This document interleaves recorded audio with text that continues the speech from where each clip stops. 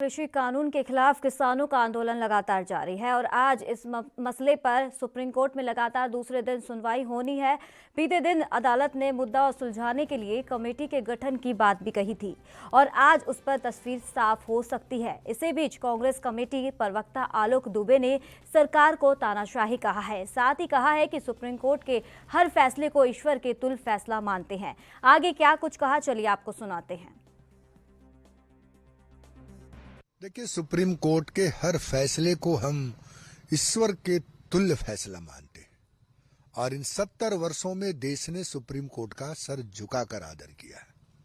किसानों के संदर्भ में सुप्रीम कोर्ट का फैसला बिल्कुल सही फैसला है और मैं ये मानता हूं कि ये जो तानाशाह केंद्र की सरकार है, ये औद्योगिक घरानों के इशारे पर, अडानी अंबानी के कहने पर ये कृषि काला कानून लाया है। कभी कहती है ये खालिस्तानी है, कभी कहती है पाकिस्तानी है, कभी कहता है कि कनाडा से फंडिंग होती है, कभी कहते हैं कि कांग्रेस गुमराह कर रही है, कभी कहते हैं किसान दिग्भ्रमित हो गए हैं।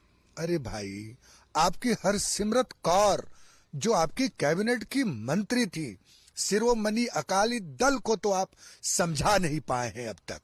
तो किसानों के आंदोलन को तुरंत रोकने के लिए सरकार को यह तीनों काले कानून अविलंब वापस लेना चाहिए, वरना भारत की आत्मा लहूलुहान हो रही है।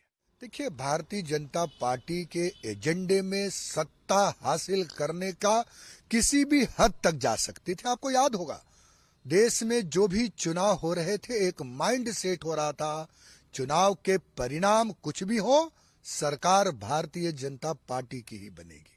और इसके कई उदाहरण देश के अंदर देखने को मिले हैं। लेकिन बंगाल में भी इन्होंने जो शुरू किया है, अब वो नहीं सफल होंगे। और भारतीय जनता पार्टी का यह प्रयास बिल्कुल सही कहा है ममता बनर्जी जी ने कि इन्होंने जो है वो बंगाल के अंदर भी खरीद फरोख्त की, डराने की। और कोई नहीं जानता है कि जेपी नड्डा जी खुद कहीं अपने ऊपर तो जानबूझकर हमला नहीं करवा लिया हो। सत्ता हासिल करने के लिए वो पराकाष्ठा के जमीन के नीचे तक जा सकती है। देखिए, ये क्या करते हैं, ये सब जुमला होता जा रहा है। अब तो लोग यह भी कह रहे हैं कि 20 लाख करोड़ का आर्थिक पैकेज भी एक जुमला ही बन के रह गया। देश दिया लेकर तलाश कर रहा है कि कहाँ है आर्थिक पैकेज का वह राशि। उसी प्रकार, अरे भाई, किसानों का यह काला कानून तो वापस ले लो तुम।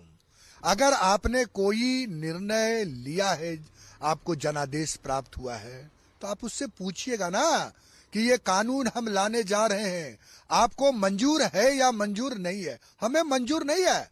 130 करोड़ देशवासी इस काले कानून को स्वीकार करने के मूड में नहीं है। ये बातें देश दुनिया की खबरों के लिए एएनबी न्यूज को सब्सक्राइब करें और बेल आइकन दबाएं।